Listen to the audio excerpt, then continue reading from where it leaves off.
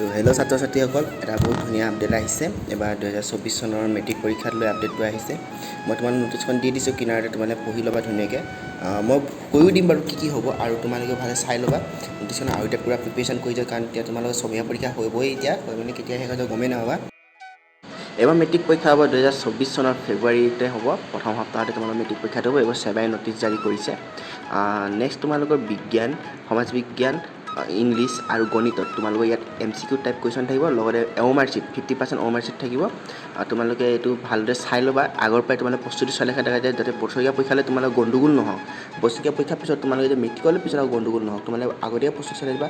নতুন নিয়ম জাৰি কৰিছে, 4টা ছাবজেক্টৰ OMR sheet থাকিব, 50% তোমালোকৰ। সেইকাৰণে তোমালোকে আগতীয়াকৈ পৰীক্ষালৈ তোমালোকে সাজু হৈ থাকে, যাতে পৰীক্ষাৰ সময়ত যাতে তোমালোকৰ একো অসুবিধা নহওক। আৰু সকলোবোৰ টাইপৰ কুৱেশ্যনবোৰ তোমালোকে চাবা। সেইটো 4খন ছাবজেক্টৰ OMR sheet আহিবই। গণিতত আহিব, বিজ্ঞানত আহিব, ইংলিছত আহিব আৰু সমাজ বিজ্ঞানত আহিব। আৰু তোমালোকে যে ফুল মাৰ্ক আনিব চোৱা, ঠিক আছে। আৰু মোৰ চেনেল ছাবস্ক্ৰাইব কৰিবা, যদি এনেকুৱা ধৰণৰ ভিডিঅ' পিছলৈও পাই থাকা।